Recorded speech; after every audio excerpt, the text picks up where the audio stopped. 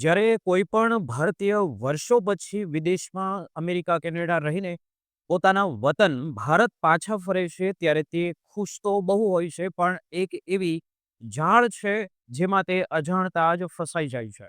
અને તે છે ભારતનો ટેક્સ અને કમ્પ્લાયન્સના નિયમો શું છે, જાણો છો? કે વિદેશથી પાછા ફરતી વખતે એક નાનકડી ભૂલ તમને લાખો ડોલર કે રૂપિયાનો દંડ કરાવી શકે છે. આજે હું તમને એવી 6 મોટી ટેક્સની ભૂલો વિશે જણાવીશ, જે મોટાભાગના એનઆરઆઈ ભારત આવ્યા પછી કરે જ છે અને પછી પછતાય છે. આ વિડિયો જોયા પછી તમે તમારી મહેનતની કમાણી બચાવી શકશો અને કાયદાકીય મુશ્કેલીઓથી દૂર રહી શકશો. એટલે આ વિડિયોના અંત સુધી બન્યા રહેજો. મિત્રો, તમારા માટે ખૂબ જ જરૂરી છે કે ભારત પાછા ફરવું એ કેટલું ભાવનાત્મક છે, એટલું જ જવાબદારી ભર્યું પણ છે. કારણ કે વર્ષો સુધી બહાર રહ્યા પછી ભારતના ઘણા નિયમો બદલાઈ ગયા હોય છે.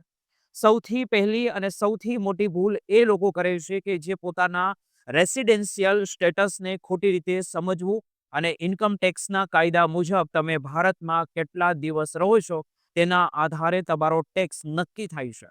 જો તમે ઓક્ટોબર પછી ભારતમાં આવો છો અને વર્ષના 182 દિવસથી ઓછા સમય માટે ભારતમાં રહો છો, તો તમે તે વર્ષ માટે એનઆરઆઈ ગણાવશો. પરંતુ તમે વર્ષની શરૂઆતમાં કે વચ્ચેથી આવી જાઓ છો, તો તમારું સ્ટેટસ બદલાઈ જાય છે. આમાં એક RNOR એટલે કે રેસિડેન્ટ બટ નોટ ઓર્ડિનરી રેસિડેન્ટનું સ્ટેટસ હોય છે અને તમને વિદેશની કમાણી પર ટેક્સમાંથી મુક્તિ અપાવે છે. પણ જો તમે આ ગણતરીમાં ભૂલ કરી તો ROR એટલે કે ઓર્ડિનરી રેસિડેન્ટ બની ગયા છો, તો તમારી આખી દુનિયાની જે પણ કમાણી હોય તે ભારતમાં ટેક્સ તમારે ભરવો પડી શકે છે.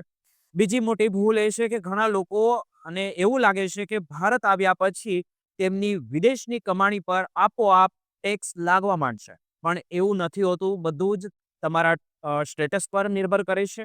જો તમે સાચી રીતે રિપોર્ટિંગ નથી કરતા, તો તમે કાં તો વધારે ટેક્સ ભરી દેશો અથવા તો ઓછા બતાવીને પેનલ્ટી તમે હાથમાં લઈ લેશો. ત્રીજી ભૂલ વિદેશમાં રહેલા સંપત્તિ અને બેંક ખાતાઓની જાણકારીનો જે છુપાવે છે તેના ઉપર છે. ઘણા એનઆરઆઈ વિચારે છે કે જે મિલકત વિદેશમાં છે તેની ભારત સરકારને શું ખબર પડવાની છે. પણ જ્યારે તમે ભારતના સામાન્ય રહેવાસી બની જાઓ, ત્યારે તમારે વિદેશના બેંક ખાતા, પ્રોપર્ટી, શેરની માહિતી આઈટી રિટર્નમાં આપવી ફરજિયાત છે. જો તમે આ નથી કરતા, તો બ્લેક મની એક્ટ હેઠળ તમારી સામે કડક કાર્યવાહી થઈ શકે છે. ચોથી ભૂલ એ છે કે લોકો RNOR સ્ટેટસને હંમેશા માટે માની લે છે. આ સ્ટેટસ માત્ર અમુક વર્ષો માટે જ તમને મળે છે. ત્યારબાદ તમે આપોઆપ ફૂલ રેસિડેન્ટ બની જાઓ છો. જો આ સમયગાળા પર ધ્યાન ન આપો, તો વિદેશી આવક પર ટેક્સની મોટી જવાબદારી આવી શકે છે. પાંચમી અને સૌથી મોટી ભૂલ એ છે કે લોકો માની લે છે કે તેમણે વિદેશમાં ટેક્સ ભરી દીધો છે, એટલે હવે ભારતમાં કંઈ નથી કરવાનો. માન્યતા એકદમ ખોટી છે. તમારે ભારતમાં ટેક્સ ક્રેડિટ ક્લેમ કરવા માટે ફોર્મ 6-7 અને ટેક્સ રેસિડેન્સ સર્ટિફિકેટ જેવા દસ્તાવેજો રજૂ કરવા પડે છે. માત્ર વિદેશમાં ટેક્સ ભરવાથી ભારતમાં આપોઆપ મુક્તિ મળતી નથી. છઠ્ઠી અને છેલ્લી ભૂલ બેંક ખાતા અને કેવાયસી અપડેટ ન કરવાની છે.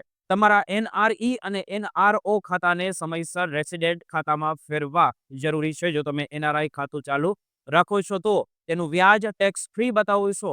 પાછળથી તે મોટી મુશ્કેલી ઊભી તમારી માટે કરી શકે છે, કારણ કે ભારત આવ્યા પછી તે વ્યાજ પર ટેક્સ લાગતો હોય છે. આ ઉપરાંત મ્યુચ્યુઅલ ફંડ કે પછી બ્રોકર પાસે પણ ઘણા સ્ટેટસ અપડેટ કરવા જરૂરી હોય છે. નહીતર તમારો ટીએસ ખોટા દર પાસે કપાઈ શકે છે. મિત્રો, ભારત આવ્યા પછી પહેલા વર્ષમાં તમારે તમારા દિવસોની ગણતરી બરાબર જ રાખવી જોઈએ.